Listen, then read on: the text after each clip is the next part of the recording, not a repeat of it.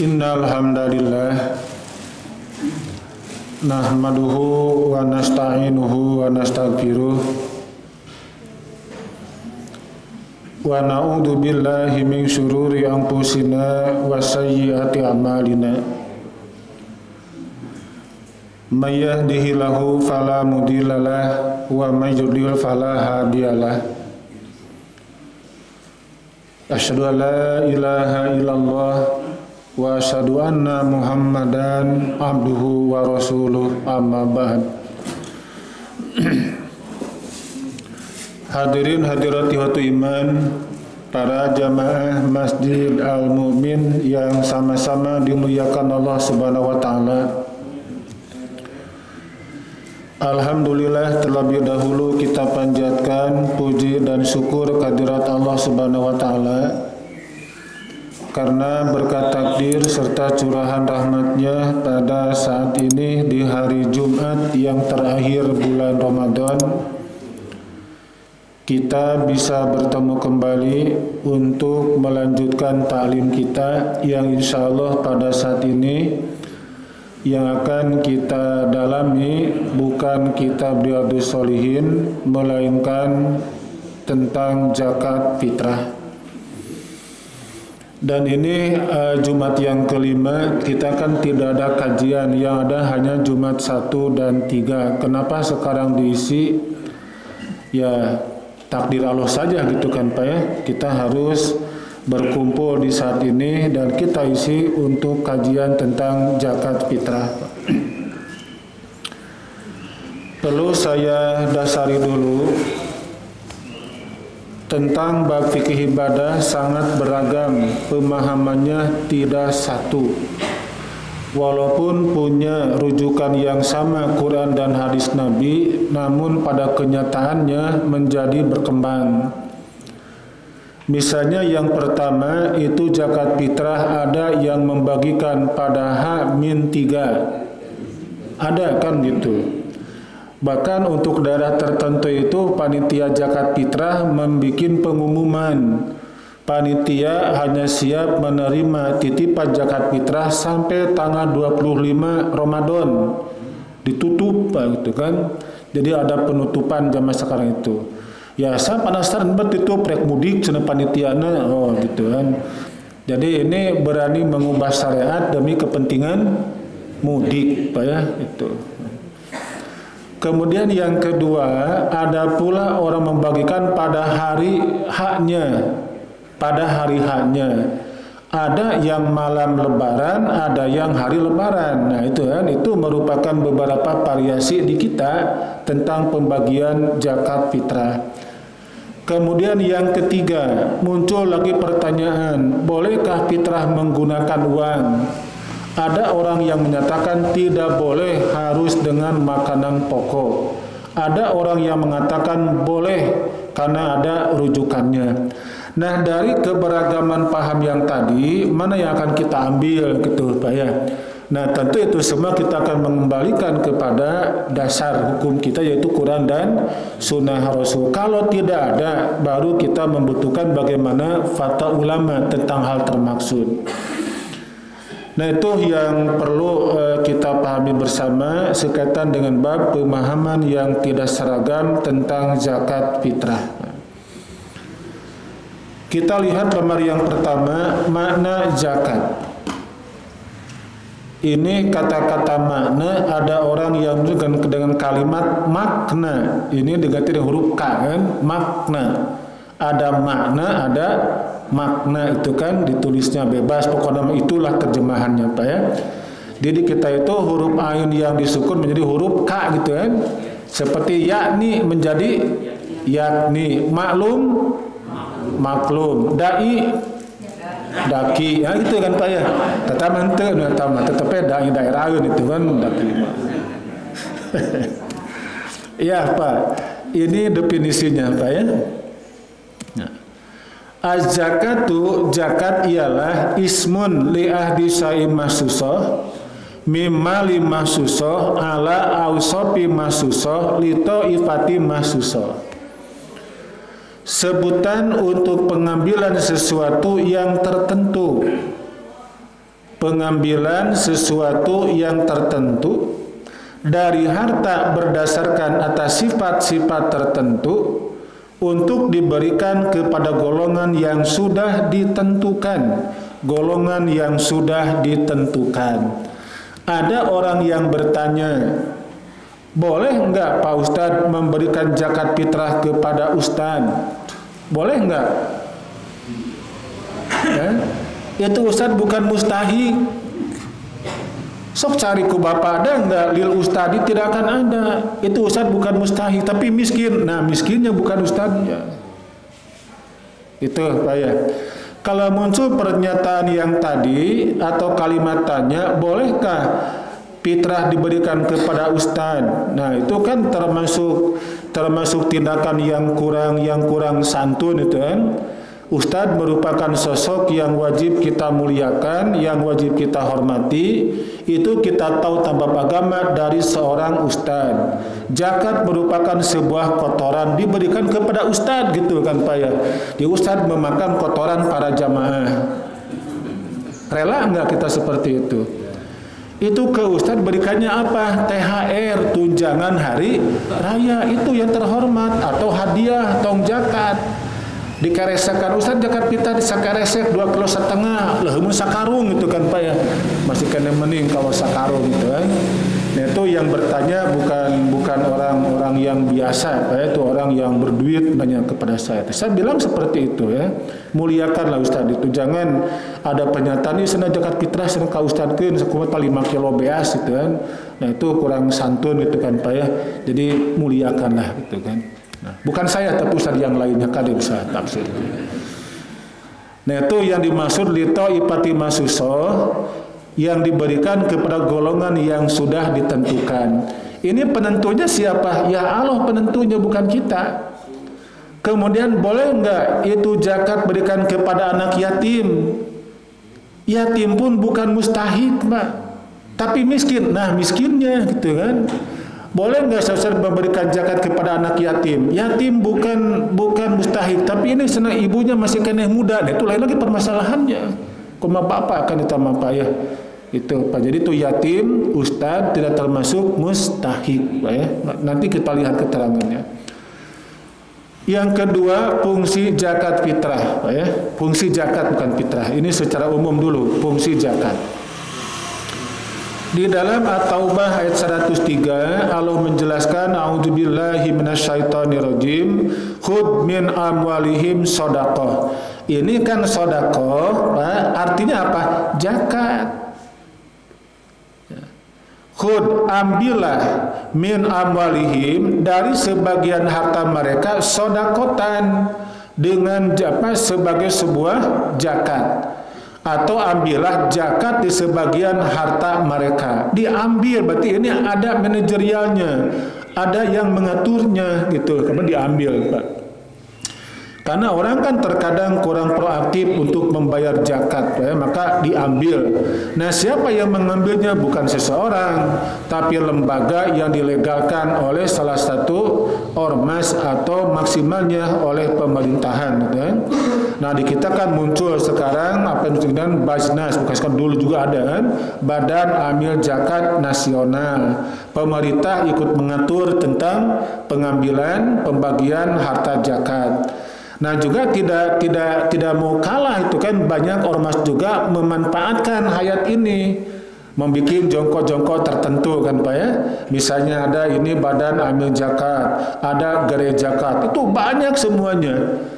Dan kalau digaraplah oleh pemerintah, tentu ini lebih terfokus lagi. Itu berapa uang zakat yang dapat menghidupi suatu negara kalau digarap secara maksimal dan profesional Pak ya. Setiap orang yang dagang wajib zakatnya dibayarkan. Kalau digarap seperti itu insya Allah itu akan makmur kan. Nah, disebabkan tidak terfokusnya menggarap bab zakat oleh pemerintah, maka ya muncul kan kita ormas juga ikut menggarap bab zakat. Muncul kan dompet duafa. Kemudian apalagi Pak? Apa? Ya pokoknya pakai tungku banyak sampai kalupa Pak ya. Nah, itulah. Nah, Pak. Apa fungsinya? Tutahhirhum wa tujakihim biha. Dengan zakat itu kamu membersihkan dan menyucikan mereka. Ku zakat teh gitu kan. Zakat kan pembersih, dikeluarkan bersih harta kamu, bersih jiwa kamu kan gitu, Pak. Lalu bagaimana tindakan orang yang dapat amanat zakat? Wassoli alaihim. Di sini kalimat soli bukan sholatlah, tapi doakanlah. Karena sholat secara bahasa ad-du'a'u bi khairin, memohon kebaikan. Wassoli alaihim, dan mendoalah untuk mereka. Ya, titip zakat fitrah dari sekian orang, doakan oleh orang yang menerimanya. Allahumma sholli alaik, atau Allahumma sholli alaihim, atau Allahumma sholli ala ali, sebutkan namanya. Semoga Allah memberikan kesejahteraan kepada keluarga Bapak Hanu. Itu doakan, bukan sarangah-sarengeh itu kan Pak ya. Nah, ya nitip zakat sok teh di dinya cenah sabaurangan 7 orang dah nuhunnya sawang sunna balik bukan begitu ya. Nuhun itu kan di etika di sunnah kan nuhun. Ya kita terapkan setelah nuhun kemudian didoakan. Kami terima amanat zakat dari Bapak berjumlah sekian untuk sekian orang. Allahumma sholli ala ali saha gitu kan Pak ya. Allahumma ya Allah sholli sejahterakanlah ala ali kepada keluarga Bapak Rudi, bisa gitu pan doakan, sebutkan nama orangnya Pak ya. Nah. Secara psikologis bagaimana perasaan orang yang nitip zakat ketika didoakan? Ini kata Allah, inna sholataka sakanulahum. Sesungguhnya doa kamu itu menjadi ketentraman jiwa bagi mereka. Didoakan uang yang kita keluarkan dalam bentuk zakat, didoakan tenang tentram hati orang yang nitip zakat. Wallahu sami'un alim, dan Allah Maha mendengar lagi Maha mengetahui. Kok kenapa di sini perintah zakat ditutup dengan kalimat Allah Maha mendengar lagi Maha mengetahui? Apabila uang yang zakat kamu selewengkan, ingat Allah Maha mengetahui. Percakapan yang buruk Allah Maha mendengar. Itu manfaatnya ini dihubungkan dengan kata-kata perintah zakat, ditutup dengan kalimat wallahu sami'un alim. Uang yang mereka titipkan dalam wujud zakat kamu selewengkan, Allah Maha mengetahuinya. Nah itu tentang fungsi zakat membersihkan Pak ya, harta dan jiwa para muzaki. Muzaki ialah orang yang berzakat. Yang ketiga asnaf, bagian atau mustahik, orang yang berhak menerima, disebutnya asnaf. Maaf Pak ya, ini kalau saya makan sahur dengan sop buntut suka begini Pak. Jadi agak ada lemak di sini tadi. Di dalam At-Taubah ayat 60 di sini menunjukkan kepada kita tentang mustahik. Bapak perhatikan di sini, ada nggak di sini ustadz atau anak yatim? Nggak ada kan? Dikit-dikit ini sen anak yatim kasih, tidak ada dalilnya kok itu yatim. Tapi miskin, nah miskinnya bukan yatimnya Pak ya. Nah, innamas sodakot. Nah di sini kalimat sodako menggunakan bentuk jama, yang di dalamnya ada zakat dan infak. Innamas sodakot, hanyalah sodakoh itu apa saja, zakat atau infak. Itu untuk siapa? Satu, lil fuqara. Apa fuqara teh Pak? Orang-orang fakir. Wal masakini. Apa masakini? Pemuda masakini. Kita ada kan ya. Itu pemuda masakini tampilannya bagaimana Pak? Dicukur terapi, pakai anting sabelah gitu kan Pak ya.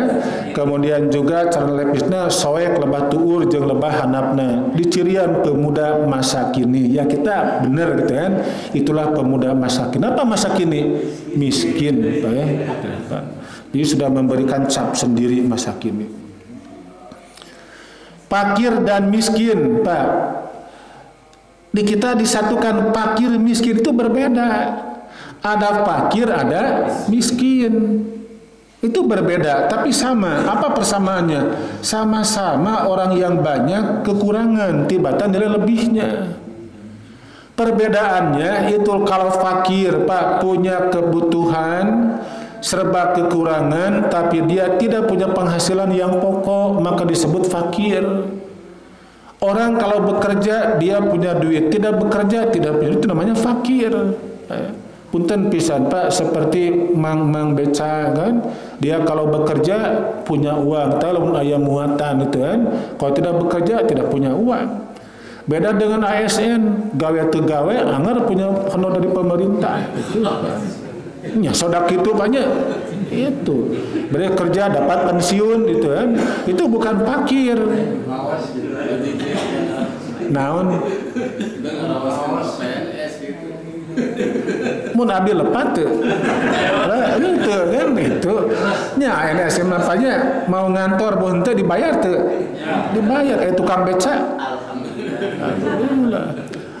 Atau seorang penceramah Pak, dia kalau tidak ceramah dapat rezeki enggak? Enggak, itu kan berarti termasuk fakir gitu kan. Pernah keboga mobil sana gitu kan, fakir nanti itu rezeki dari Allah kan Pak ya, rezeki dari Allah kan gitu Pak. Kalau miskin itu Pak ya, tetap orang yang serba kekurangan tapi punya penghasilan walaupun tidak mencukupi kebutuhan yang pokok itu Pak. Itu bedanya fakir dan miskin. Wal amilina alaiha, dan para panitia itu pun berhak dapat zakat. Di sini panitia zakat siapa saya ingin tahu? Mana panitianya? Itu. Satu. Bapak ketuanya bukan? Ketua, koordinator Pak ya. Nah, Bapak punya rumah 4, punya mobil 6, punya kontrakan 8. Berhak menerima zakat? Berhak, karena amil. Bapak nggak boleh nolak, antong soket mau bagikan abdi mantus tos cekap, nggak boleh itu Pak, nggak boleh. Bapak terima saja, udah diterima terserah Bapak mau diberikan kepada orang yang fakir silakan. Bapak punya nilai 2 pahala nanti. Yang pertama mengamalkan at-taubah 60, yang kedua berbagi dengan orang lain kan gitu Pak ya. Nah, terus yang keberapa sekarang? 1, 2, 3, 4. Wal mu'allafati qulubuhum, dan orang yang dijinakan hatinya, muslim atau masih kena kafir? Muslim kafir. Masih di luar bangunan Islam, hanya kita membujuknya. Ini katanya dia bukan seorang muslim. Dia seorang trinitas tapi setiap ahad tidak pernah berangkat ke gereja, tertarik oleh Islam. Cirinya apa? Suka nanya kepada kita, naon manfaatnya sholat, apa fungsinya zakat, loh kenapa itu harus ibadah haji. Ini seakan-akan tertarik oleh kita, namanya mu'alaf itu Pak, yang dibujuk hatinya, maka dia termasuk orang yang berhak menerima zakat. Tapi kan dia tuh punya pusat pertokoan, tidak mengapa dibujuk hatinya untuk masuk agama Islam. Setelah ikrar 2 kalimat syahadat, bukan mu'alaf lagi tapi seorang muslim. Ya diurang mah mu'alaf 5 tahun, ayo mu'alaf kan itu kan. Ustaz nanti ceramah di pending dulu karena ada permohonan dari warga yang baru ingin mengundang seorang mu'alaf memberikan ceramah. Saya sedikit hanya kaget, mu'alaf ceramah di masjid ini, jangan kata saya. Datos 5 tahun, Ustaz 5 tahun kayak mu'alaf 5 tahun mah atuh cinta. Kata mah muslim Jadi ini masih terkadang ada pemahaman yang kurang pas Pak ya. Itu mu'alaf orang masih kena kafir, tapi dia lagi dibujuk oleh kita untuk masuk agama Islam. Setelah ikrar 2 kalimat syahadat, mu'alaf muslim. Muslim namanya gitu. Tapi tetap perlu dirawat tentang keislamannya Pak ya. Bisingke kapokeun keluar deui gitu kan tina Islam nanti. Lalu yang ke-6 Pak ya. 1, 2, 3, 4. Iya, yang kelima sekarang. Wapi riqab. Di sini indahnya bahasa Arab. Kenapa dimunculkan kata-kata fi di sini, Pak ya? Sini mah nggak ada, Pak. Innama shadaqat lil fuqara, langsung kana wawu, wal masakin, wawu deui, wal amilin alaiha, wawu deui, wa mu'alafati qulubuhum. Di sini muncul fi. Wapi riqab. Kenapa disini muncul huruf P di sini? Ini riqab artinya untuk memerdekakan seorang budak membutuhkan kesepakatan di antara organisasi yang ada. Karena ini bukan merupakan harga yang murah untuk memerdekakan seorang hamba, maka dimunculkan kata-kata fi di sana, itu langsung karena waw tapi ada fi di sini, Pak ya. Nah tentu di sini Pak, untuk di negara ini rikob tidak ada, Pak ya, tidak ada. Lalu yang ketujuh, yang keenam, nah itunya, saya ngerti lebaran gitu. Wal gorimin, dan orang-orang yang tenggelam dalam hutang. Gorimin, Pak, tenggelam dalam hutangnya.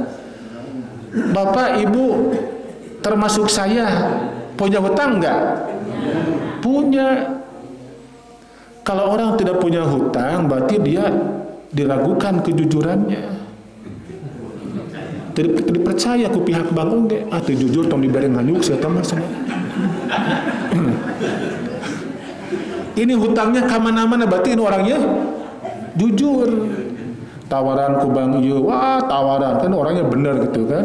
Saya adalah orang yang tidak punya hutang, berarti Anda diragukan kejujurannya. Nah, gitu kan Pak ya. Tapi enggak juga ketangga Pak ya. Seperti itu. Nah. Gorimin di sini Pak, orang yang banyak hutangnya, harta yang dia miliki ketika dijual bahkan karena hutang tidak akan pernah terlunasi. Negara kita termasuk gorimin sebetulnya Pak ya. Gorimin negara kita, tapi tong ribut. Saya punya hutang, tapi diangsur kepada seseorang, diangsur setiap bulan sekian rupiah, Pak. Gorimin bukan. Karena setiap ada perjanjian telah tertulis dibayarkan setiap bulan. Itu kalau gorimin mutlak, tidak bisa bayar sama sekali. Dan ini kan bukan merupakan nilai yang sedikit, membutuhkan jumlah yang cukup banyak. Itulah fungsi fi di sini. Harus terorganisasikan, Pak. Ya. Ketika datang seorang mugromin, orang yang tenggelam dalam hutang kepada amil zakat, dia menceritakan, saya ini misalnya terjerat oleh pinjol kan. Dulu kan kita dengar ada orang yang korban pinjol, dia kan nganyuknya 5 juta, Pak ya. Cair 3.600.000. Kemudian tidak sanggup dibayar sekian lama, maka menjadi 206 juta hutang nateh, Pak. Itu jatuh gorimin.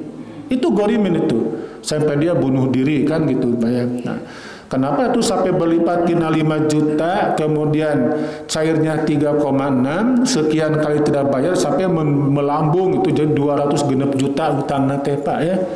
Nah itu kan, itulah yang perlu dibantu. Tapi ada enggak di kita orang yang siap membantu seperti itu? Ya mungkin ada bagi orang-orang tertentu, Pak ya. Nah. Kemudian yang ketujuh, wafi sabilillah, dan untuk di jalan Allah. Pak. Mana jalan Allah, teh Pak? Itu banyak, Pak. Ya. Kalau jalan kepatihan hanya satu, jalan dalam kaum hanya satu. Orang seringkali senang balanya di jalan kepatihan, tibatan di jalan Allah. Ya enggak, Bu? Ibu paling senang balanya di jalan mana? Jalan Pasar Baru. Ke Pasar Baru, pada saya parkir tuh. Saya nganter isi pasar Kukuringan, saya terus pinuh deh, langsung balik deh ke Otista, terus ke alun-alun, ke ABC, pinuh, masuk deh ke Tamim, pinuh, bisa telepon, saya parkir, pulangnya cinta lah, langsung balik gitu kan. Itu tulis belanja 16 saya parkir gitu kan. Jadi orang-orang itu lebih senang balanya di jalan Pasar Baru, di jalan dalam kaum, jangan pada di jalan Allah. Nah, mana jalan Allah teh? Seluruh kegiatan yang di dalamnya untuk menegakkan agama Allah itu namanya fisabilillah namanya, Pak. Itu sangat luas. Itu sangat luas, Pak ya. Orang misalnya menyekolahkan anak orang miskin ke pesantren, ini ada di kas. Sok bayar ke celaka, itu termasuk fisabilillah. Di kegiatan apapun yang kita tahu merupakan kegiatan untuk membela agama, maka termasuk bagian dari fisabilillah, gitu kan. Itulah merupakan bagian orang yang berhak menerima zakat, infak atau sedekah. Nah, yang ke-8 wabisabil, dan orang yang dalam perjalanan, ya. Dia termasuk orang yang kaya di kampung halamannya, tapi ketika safar kan dia tidak punya apa-apa. Namun untuk sekarang kan orang jarang berangkat kemana-mana pun ngeresekan duit, jarang terjadi Pak ya. Orang cukup dina rekening, dina ATM kan, kemana-mana jadi gesekeun golosor keluar kan, gesekeun golosor keluar kan, eta ge mun aya gitu kan. Ya kan digesekeun ka ngebul gitu kan Pak. Aduh Pak. Nah ini 8 yang tadi faridatan minallah, sebagai sesuatu ketetapan yang diwajibkan Allah gitu Pak. Itu ketetapannya. Atas sana ustaz teu aya sananya. Moal aya, anak yatim pun tidak ada. Kan tuh anak yatim tidak mutlak miskin. Ada nggak yatim yang kaya? Ada. Contoh anak Vanessa Angel dengan itu kan. Itu kan yatim Pak.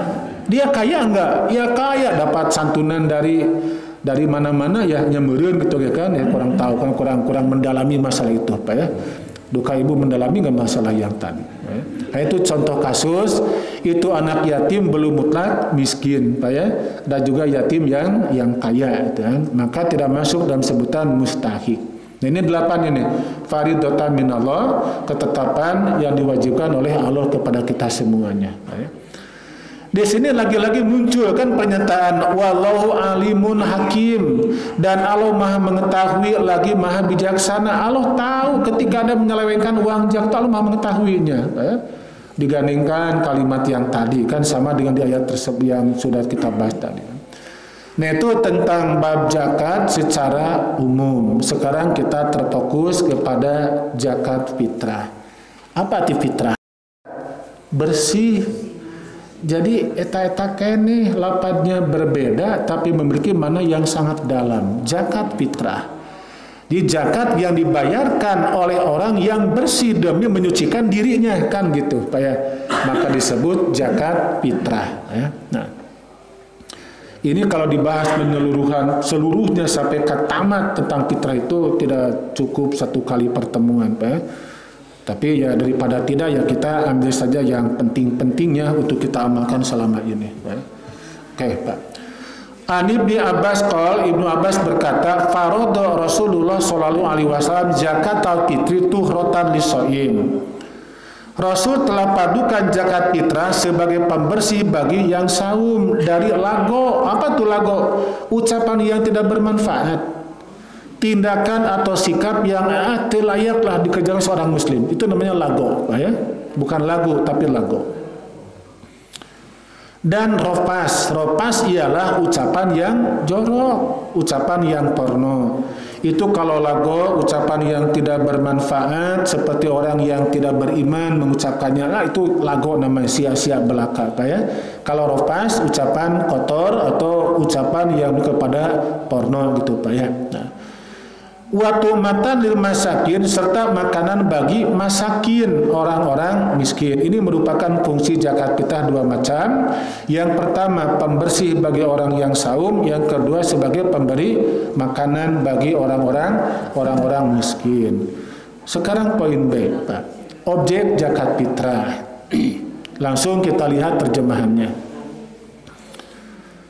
Abu Sa'id Al-Khudri berkata, keadaan kami mengeluarkan zakat fitrah pada masa Rasul di hari fitri.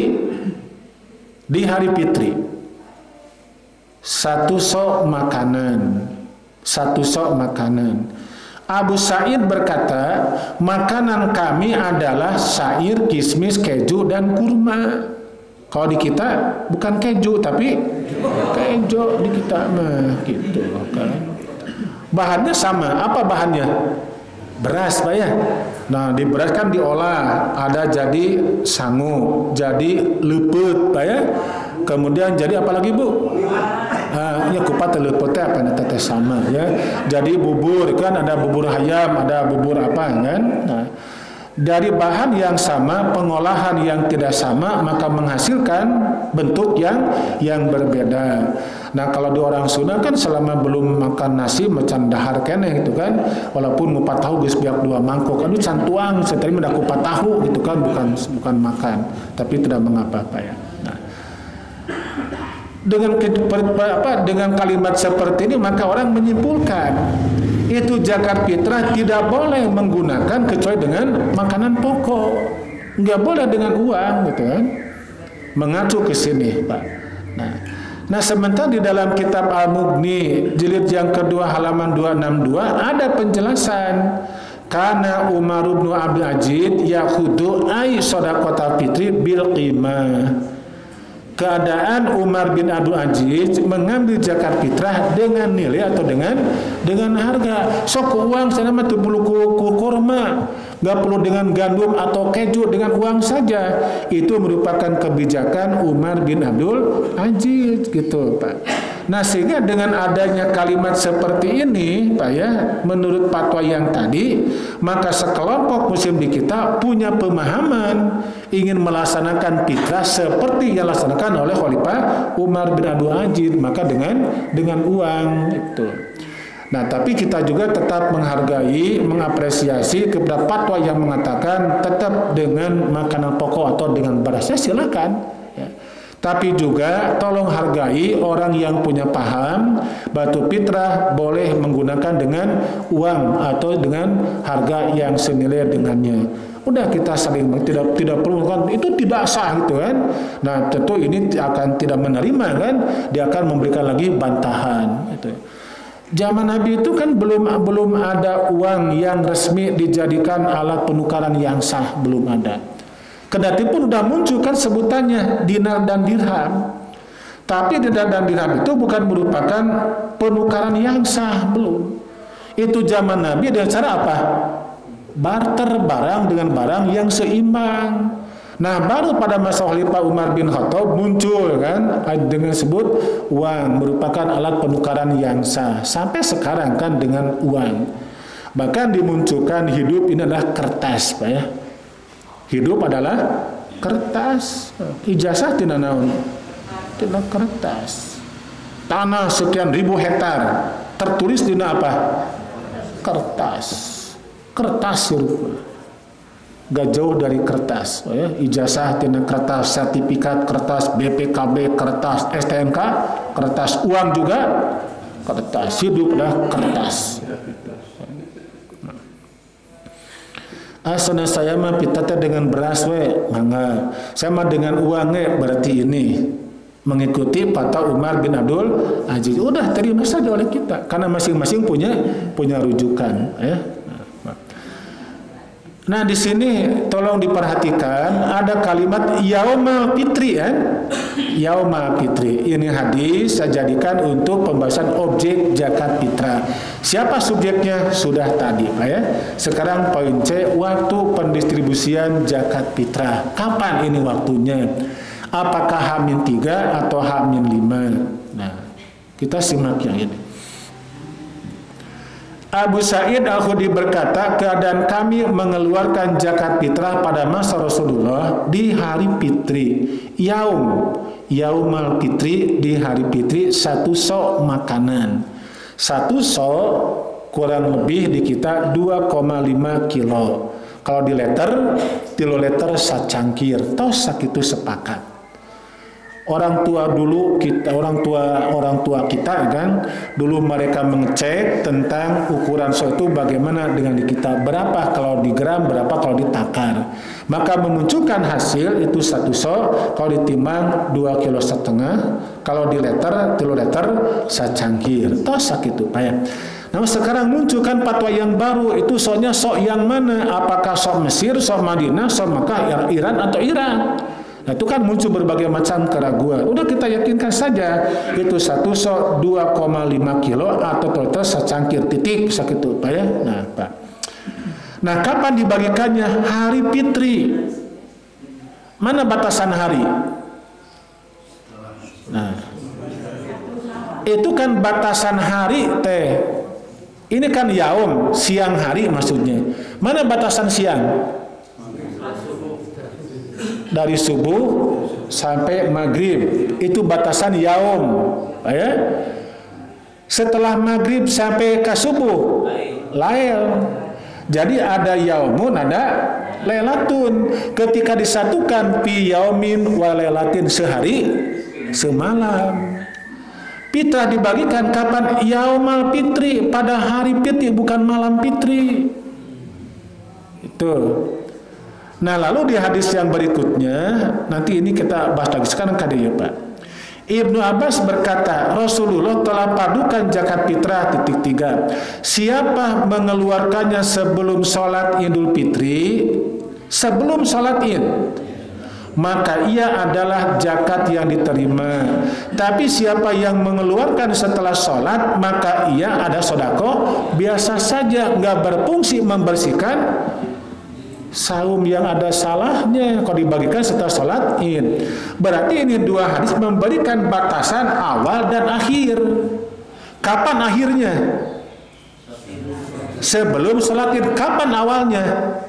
Yaum. Mana batasan yaum? Subuh, Pak. Batasan itu adalah subuh. Kalau orang membagikannya setelah maghrib, berarti bukan yaum tapi Lailatul Fitri. Ada nggak dalilnya? Tuh ya Pak. Pita dibagikan pada malam fitri, ini kan yaum di sini Pak. Orang ngerti itu yaum teh siang Pak. Ya. Kalau malam apa? Nah, kalau begini kalimatnya, kuna nukhriju fi ahdi Rasulillah Lailatul Fitri, baru setelah maghrib dibagikan. Ini kan yaum. Batasan yaum ialah dari subuh sampai kepada maghrib. Ada pembatasnya sebelum orang berangkat ke sholat Id. Berarti dari sini sampai ke sini. Ini kewajiban yang sangat sempit. Maka di sini dituntut panitia harus cerdas waktu pembagiannya. Ini merupakan amanat dari para mujaki. Ya, betul, Pak. Lalu kita lihat yang ini, Pak. Ibnu Umar berkata, Rasulullah memerintahkan agar zakat fitrah ditunaikan sebelum orang-orang keluar untuk mendirikan sholat hari raya. Itu, Pak. Lalu Ibnu Tin berkata, yaitu sebelum orang-orang keluar untuk sholat Id dan setelah sholat subuh atau sholat fajar. Nah, di kita tentu melaksanakan ini keterangannya. Nah, barangkali kita lupa mana keterangannya, ya ini keterangannya Pak ya. Nah, lalu kalau kita menitipkan di amir itu kapan waktunya? Bebas Pak. Ini juga kan kata Nafi. Dari Nafi, sesungguhnya Abdullah bin Umar mengirimkan zakat fitrah kepada yang menampungnya sebelum hari raya 2 atau 3 hari, ditampung dulu kan oleh panitia. Nah, nanti panitia yang berkewajiban untuk mendistribusikan kepada para mustahik. Kapan waktunya? Ya, tadi kan sudah disampaikan Pak. Tentang Yaumal Fitri. Nah, ini sebagai gini gambarannya Pak. Maksud yaum atau hari Pak ya. Oke, Pak. Nah. Dalam naskah Al-Quran atau hadis ada istilah fi yaumin wa lailatin. Maksudnya sehari semalam kan, fi yaumin wa lailatin. Kan ini kalimatnya. Fi yaumin wa lailatin. Yaum siang hari, lailatin malam hari. Nah, yang artinya sehari semalam. Nah, yaum sehari waktu siang, lailatin semalam waktu malam. Fitrah dibagikan yaumul fitri, lailatul fitri. Yaumul fitri. Nah, berarti dalam teks hadis zakat fitrah dibagikan yaumul fitri pada siang hari Idul Fitri siang. Lanjut Pak. Start melakukan zakat fitrah yaumul fitri kan tadi juga Pak ya, yaumul fitri. Batasan yaumun dari fajar sampai dengan maghrib. Batasan lailatun dari maghrib sampai dengan fajar gitu kan. Sekarang yaum lailatun sekarang. Yaumun sekarang kan? Yaumun kan sekarang. Kapan lailatunnya? Nah, nanti maghrib kan? Nanti maghrib Pak. Lalu yang dimaksud fi yaumin wa lailatin adalah sehari semalam. Nah, lalu batasan perpindahan penanggalan tahun Masehi, penanggalannya berubah pada tengah malam. Sekarang April tanggal berapa? 29, ya. Kapan 30-nya? Nanti tengah malam. Pukul 00.0001 detik, ya, itu tanggal 30 April. Sekarang Ramadan tanggal berapa? 27. Kapan 28-nya? Tengah malam. Maghrib. Nanti maghrib tanggal 28. Tengah malamnya tanggal berapa? Anggarnya 28 besoknya 228 keneh kan. Besok maghrib tanggal 30. Misalnya matahari terbenam pada tanggal 30 Ramadan 1443 Hijriah, ya, pada pukul 17.44. Setelah itu berpindah menjadi tanggal 1 Syawal.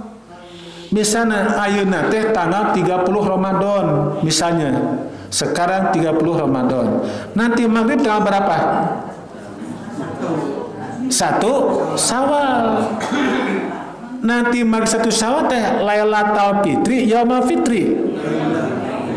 Nanti maghrib Lailatul Fitri, malam Fitri. Karena belum masuk yaum kan belum. Fitrah dibagikan pada Yaumul Fitri, berarti engke subuhna bukan maghrib itu. Kenapa orang membagikan H-2, H-1 atau malam takbiran? Dasarnya apa? Ngarah nyalse, isukan mariweuh gitu kan kalimat teh. Kalau akang mung riweuh tong jadi panitia. Itu saja kan tidak sulit lah. Itu aja repot gitu kan Pak ya. Inilah yang disebut Lailatul Fitri, malam Idul Fitri, dan bukan Yaumul Fitri. Maghrib mah kan gitu Pak. Lailatul Fitri itu waktunya sampai dengan tiba sholat subuh atau fajar, yaitu pada pukul 4.39 misalnya teh Pak ya.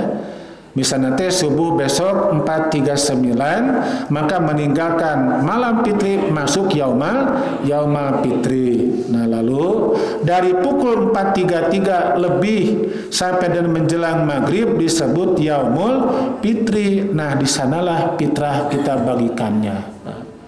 Lah senariwu senanya. Nah, kalau memang ragu udah kita tinggalkan, kita tunjuk, minta kepada orang yang siap untuk membagikan fitrah sebagaimana ketentuannya. Itu kan amanat ya. Kalau panitia melaksanakan zakat fitrah dibagikan tidak sesuai dengan syariat, itu tanggung jawab di akhirat nanti. Kan ini kan orang-orang ingin membersihkan dirinya. Titipkeun ka panitia, kan dia tidak mau repot, bagikeun ti ayeuna cenah ngana teres cenah. Dasar wae. Nah itu kan tuh rasa logika, bukan syariat yang dikedepankan. Kalau itu terjadi, maka nanti berapa ratus jiwa pada hari kiamat akan menggugat kepadanya. Mana fitrah saya? Kenapa bagikan sesuai dengan ketentuan? Lanjut lagi, Pak. Nah, hari Ahad 1 Mei 2022 menjelang maghrib masih 30 Ramadan Pak ya, 1443 Hijriah. Tiba maghrib Ahad malam Senin, itu kan masuk tanggal 1 Syawal, namanya Lailatul Fitri. Nah ini mudah-mudahan ini bisa dipahami oleh Bapak dan Ibu. Ini saya bikin teteh hesek ngikut Pak itu ya.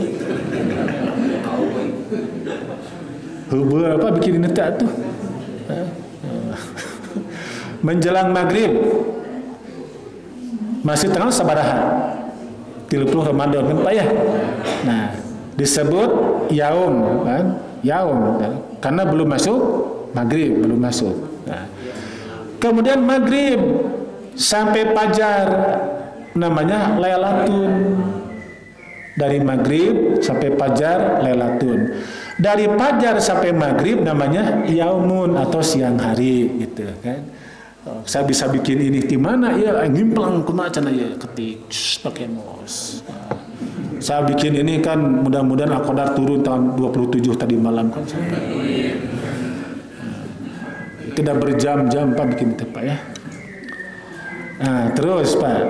Nah, waktu sholat Id. Di sini kan ada panah ini Pak ya. Fajar di sini waktu sholat Id, maka di sini merupakan waktu pendistribusian zakat fitrah. Orang membagikan di sini, kata Nabi, sodakoh biasa. Sodakoh biasa. Dibagikan di sini, zakatan makbulatan, zakat yang diterima. Nah, itu, ya. Ini sudah tanggal 1 Syawal, Pak ya. Fajar ini tanggal 1 Syawal, apa 1 Syawal nanti. Dari maghrib 1 Syawal, tapi namanya Lailatun ya. Fajar pun tetap 1 Syawal, namanya Yaumun. Sampai maghrib lagi nanti masuk tanggal 2 Syawal. Nah di sini nanti kita memamerkan baju baru. Apa lagu nantinya nih kan? Baju baru, Alhamdulillah. Nah gitu kan. Apalagi? Ini kopiah ini tidak baru, Pak Haji. Ini yang bekas ini ya. Ini saya beli 5 tahun yang silam ini kopiah. Gitu ya. Baju baru alhamdulillah pakai. Kapan? Nanti tanggal 1 sampai tanggal 2-nya. Tanggal 3 ganti itu kan. Saya yakin ibu-ibu punya baju lebaran lebih dari 1 lah pasti ya. Ada yang 5, ada yang 4, minimal 3 kan. Ya mah silaturahmi nanti senaka itu, ya mah nanti senaka dia kan. Bapak juga kan sama Pak ya. Pak sama kan gitu. Masih ada nggak Pak ini Pak? Nah ini diperkuat oleh ini Pak ya. Nah. Start zakat fitrah. Kuna nukhriju fi adi Rasulillah yaumal fitri.